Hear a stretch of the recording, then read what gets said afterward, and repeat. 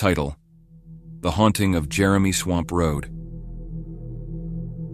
The night descended like a heavy veil as I gripped the steering wheel of my old sedan, the leather groaning in protest under my clenched fists.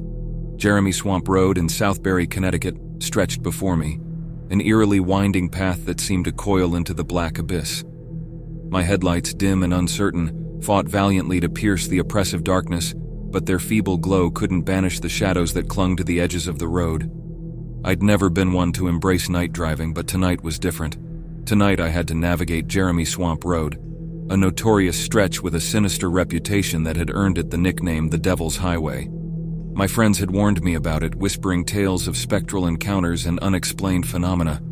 Yet I had brushed off their superstitions, dismissing them as the fanciful musings of overactive imaginations.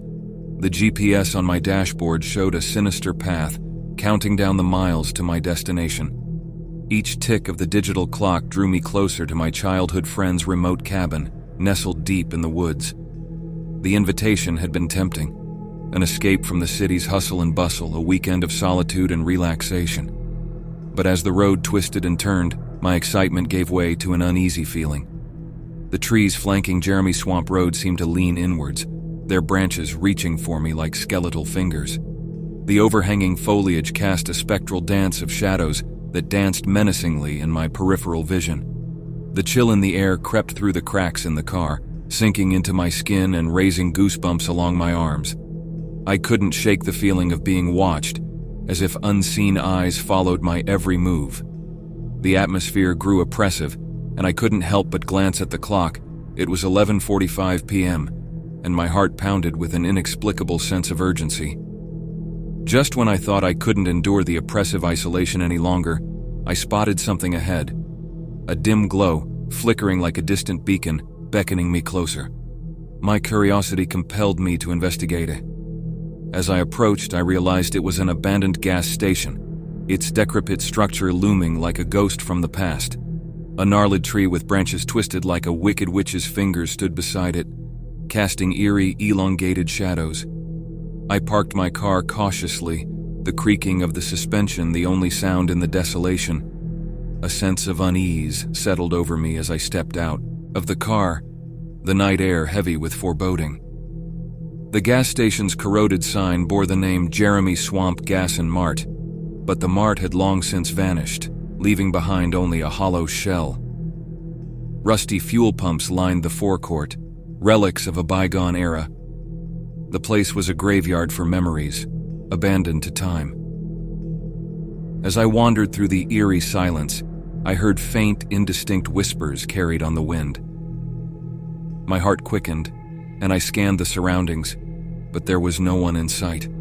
The voices seemed to emanate from the very earth beneath my feet.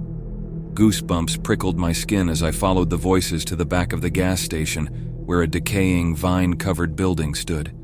The whispers grew louder, more distinct, and I strained to make out the words. They were fragments of conversations, snippets of laughter and hushed secrets. Panic gnawed at my insides. There was no rational explanation for this phenomenon. My flashlight flickered to life, casting a beam of trembling light into the building. I hesitated but felt compelled to explore further. The walls were lined with dusty shelves, their contents frozen in time. Canned goods, candy wrappers, and old magazines from a forgotten era. As I moved deeper into the building, the voices intensified. It was as though the past had been preserved here, the ghostly echoes of long-lost patrons replaying their final moments. The hairs on my neck stood on end as I realized the gravity of the situation. This place was haunted, its walls eternally trapped in a haunting loop of forgotten memories. A sudden, bone-chilling gust of wind swept through the building, extinguishing my flashlight. I was plunged into total darkness, surrounded by the ceaseless whispers of the past. Panic clawed at my throat, and I fumbled to retrieve my phone from my pocket, using its dim glow to light my way. With trembling hands, I hurried back to my car and peeled away from the cursed gas station. Jeremy Swamp Road lay ahead, winding through the oppressive night. The spectral voices lingered, as if they refused to let me go, and my heart raced as I continued my journey into the unknown. The clock on my dashboard read 11:59 p.m. as I neared my friend's cabin, nestled deep in the woods.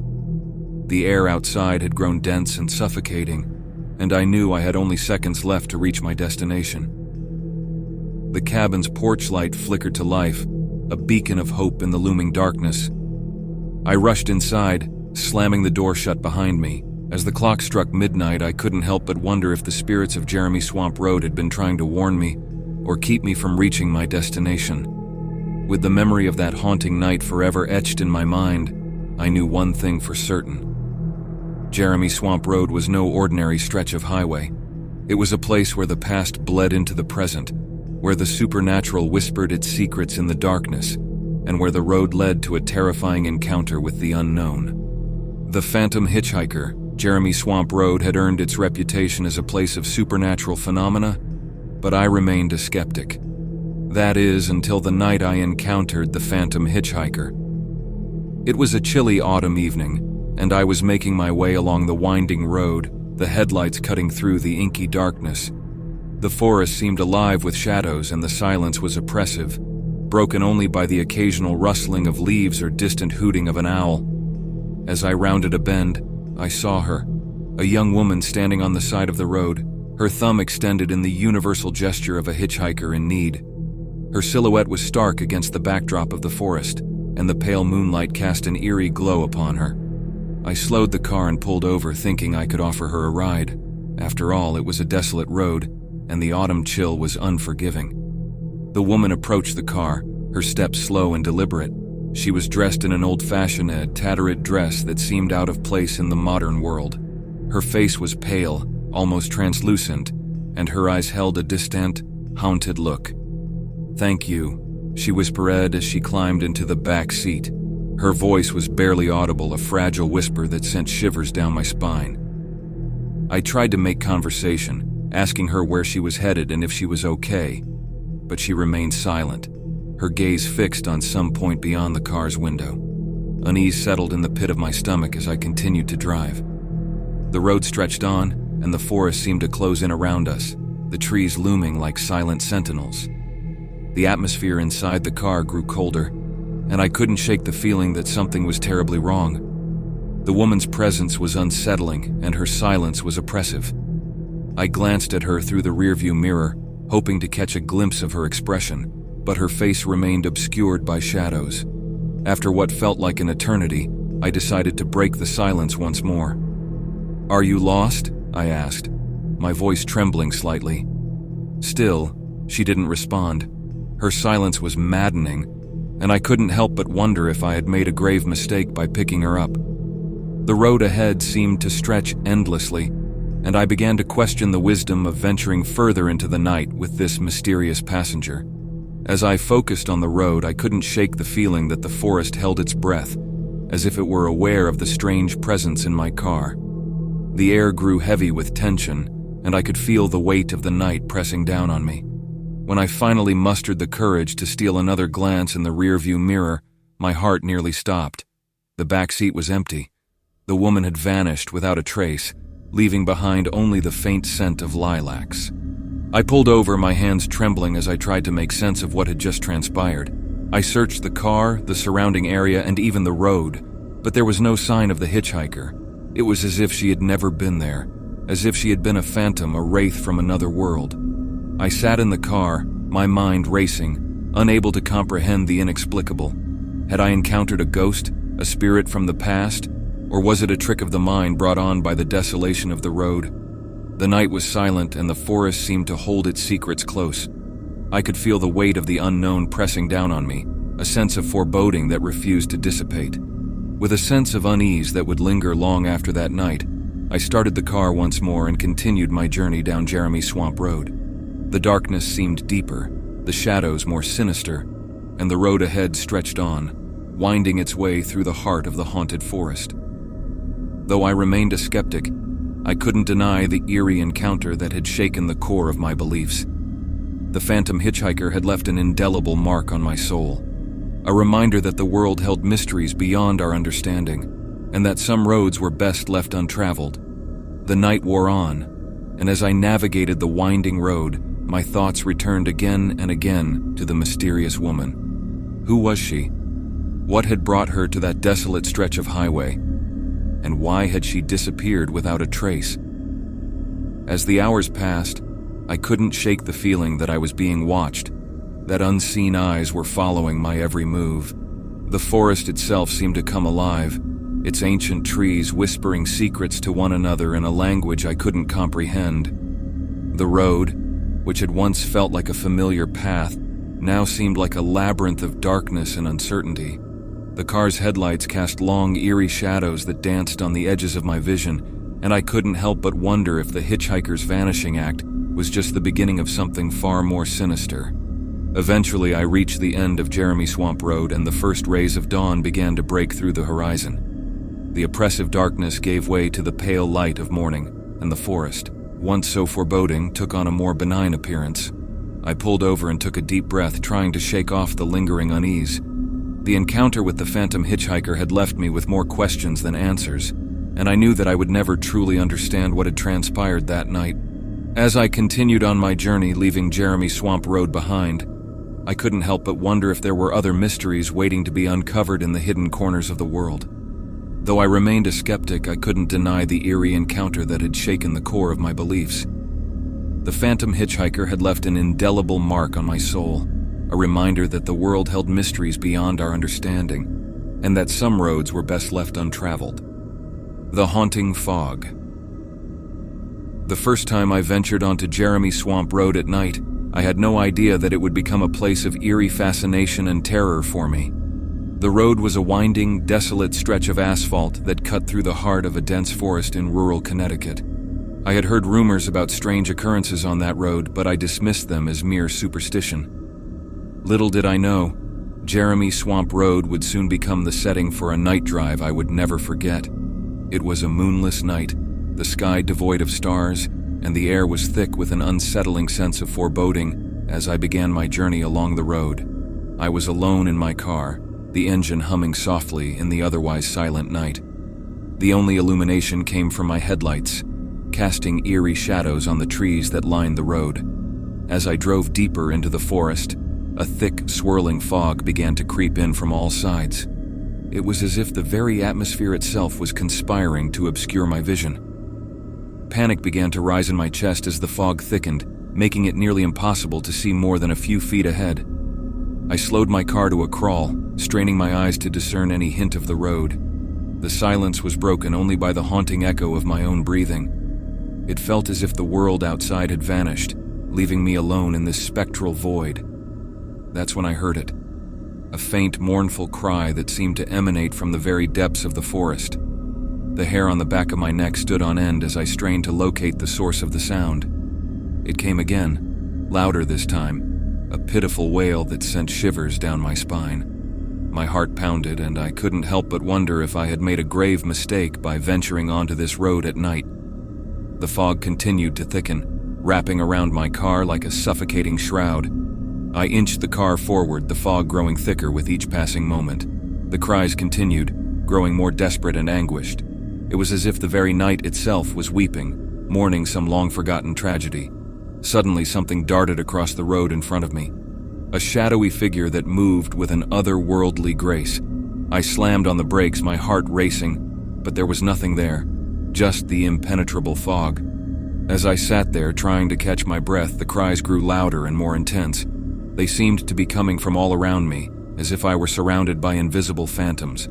I could no longer tell where the forest ended and the road began. In a blind panic, I turned the car around and floored the gas pedal, desperate to escape the haunting fog and the tormented cries that echoed in my ears. The fog seemed to chase me, swirling around the car like malevolent spirits. I drove faster and faster, praying for the fog to lift. The road twisted and turned, leading me deeper into the heart of the forest, and I couldn't help but feel as if I were being drawn into some nightmarish trap. The fog clung to my car, its icy tendrils seeping through the cracks and into the cabin. Finally, after what felt like an eternity, I burst through the dense curtain of mist, and the world outside came into view. I was back on the familiar fog-free road, the forest and its eerie inhabitants left behind. My heart was still racing, and my hands were trembling as I continued to drive. I never ventured onto Jeremy Swamp Road at night again, haunted by the memory of that nightmarish drive. The fog and the cries still echoed in my nightmares, a chilling reminder of the horrors that lurked in the darkness of that desolate road. It was a night I would never forget, a night when the line between reality and the supernatural had blurred, and the road itself seemed to come alive with malevolent intent. As I drove further down Jeremy Swamp Road, the fog seemed to have taken on a life of its own, swirling and coiling around my car like an ethereal serpent. The air inside my vehicle grew colder with each passing minute, and the unease in my chest deepened. It was as if the very forest was closing in on me, determined to keep me within its grasp. I had no choice but to continue, my heart pounding in my chest as I peered through the windshield, hoping for a glimpse of the road ahead. The cries from the depths of the forest continued, haunting and mournful. It was a chorus of sorrow that seemed to pierce through the fog and into my very soul. I couldn't help but wonder who, or what, could be making such chilling sounds in the heart of the night. As I pressed on, the road seemed to stretch endlessly before me, each mile feeling like an eternity. I had no way of knowing how far I had gone or how much farther I had to travel. Time itself had become a twisted, fluid concept in the suffocating fog. It was then that I noticed something strange, a flicker of movement at the edge of the road. My heart skipped a beat as I strained my eyes to see what it was. The fog made it nearly impossible to discern, but there was no denying that there was something there, something lurking just beyond the reach of my headlights. I slowed the car to a crawl, my senses on high alert. The movement continued, and I could make out a shadowy figure, hunched and indistinct. It appeared to be a person, but their form seemed to waver and shift like a mirage. Intrigued and deeply unsettled, I rolled down my window and called out, "Hello? Are you in need of help?" There was no response, only the echoing cries from the forest and the eerie silence of the fog. The figure continued to move, drawing closer to my car with each passing moment. As it came into slightly clearer view, my blood ran cold. It was a woman, her pale face obscured by disheveled hair, and her tattered dress clung to her as if it were a part of her very being. Her eyes, though I couldn't see them clearly, held a vacant, otherworldly quality that sent a shiver down my spine. "Please," she whispered, her voice barely audible over the cries of the forest. "Help me." Despite the growing unease in my chest, I couldn't ignore the desperation in her voice. I unlocked the car doors, and she moved with an eerie grace, slipping into the back seat without a word. The air inside the car grew colder, and I couldn't help but feel that I had invited something unnatural into my world. I asked her where she needed to go, but she remained silent, her gaze fixed on some point beyond the car's window. With a sense of dread settling over me, I continued to drive, unsure of what had just transpired. The fog showed no sign of lifting, and the forest's cries continued to echo around us, creating an atmosphere of unreality.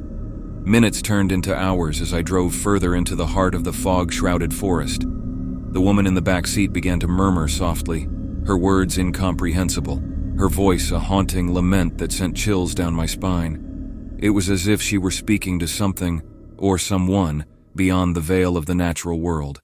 Then, as if on cue, the car's headlights flickered and went out. Panic welled up inside me as I struggled to control the vehicle in the pitch-black darkness.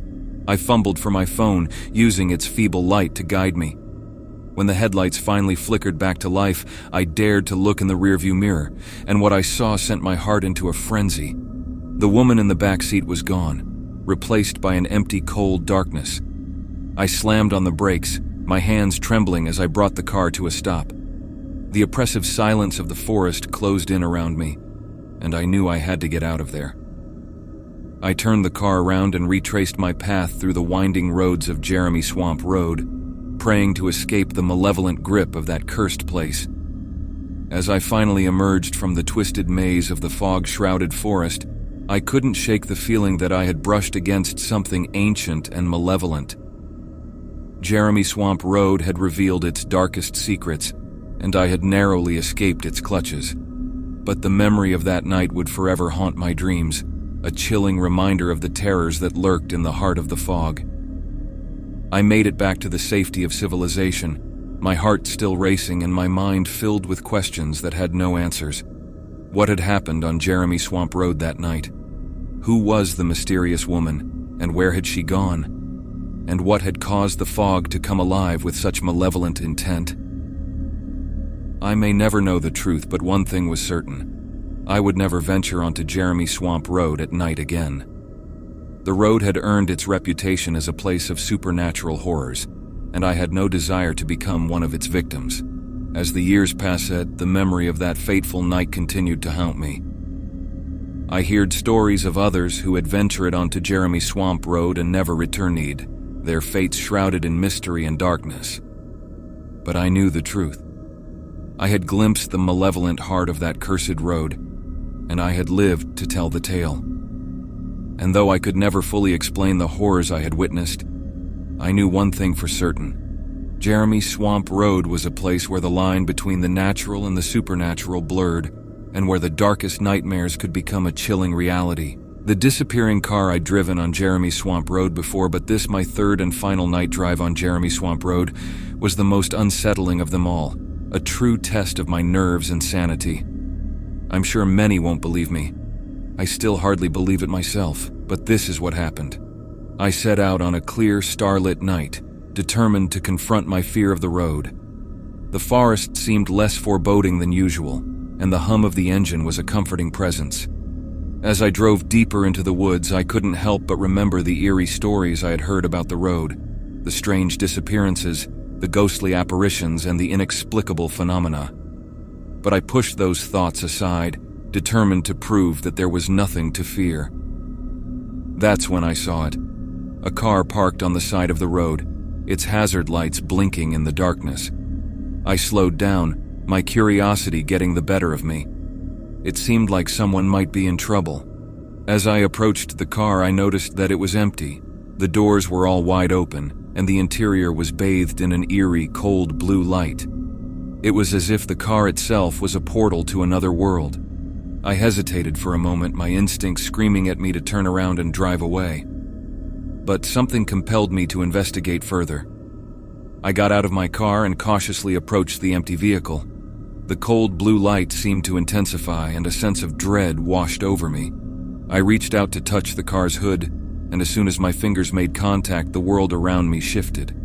Suddenly, I was no longer on Jeremy Swamp Road. I was standing in a desolate, otherworldly landscape, a place of swirling mist and shifting shadows. The car, the road, and the forest had all vanished, replaced by this eerie, alien terrain. Panic set in as I realized that I was utterly and completely alone in this strange place. I had no idea how I had ended up here or how to get back. The cold blue light seemed to close in around me, and I felt as if I were being watched by unseen eyes. I tried to retrace my steps, to find some way back to the road, but it was hopeless. The landscape seemed to shift and change with every step I took, leading me deeper into this nightmarish realm. Hours turned into days, and I wandered aimlessly through the alien landscape, haunted by the knowledge that I may never find my way back home. The cold blue light never waned, and the sense of being watched never left me. And then, just as suddenly as I had arrived, I found myself back on Jeremy Swamp Road, standing beside my own car. The empty car with the hazard lights was gone, and the familiar forest surrounded me. I got back into my car, my heart pounding, and drove away from Jeremy Swamp Road for the last time. I had experienced something inexplicable and terrifying, something that defied all reason and logic. The road had proven to be a place of true horror, a place where the boundaries of reality blurred and the unknown lurked just beyond the edge of the headlights. The memories of that night haunted me for years, and I couldn't shake the feeling that I had glimpsed a reality beyond our own, a reality where the rules of physics and the laws of nature no longer applied.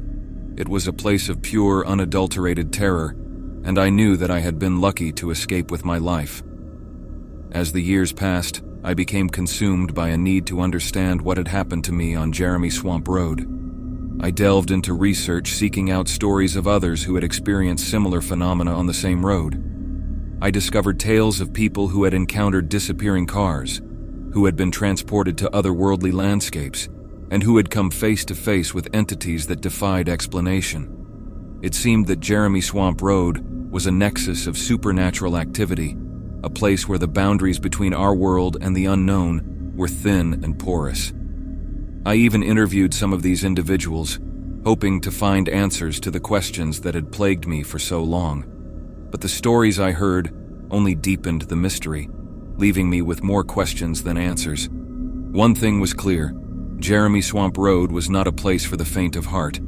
It was a place where reality itself was malleable, where the ordinary could become extraordinary, and where the line between sanity and madness was razor thin.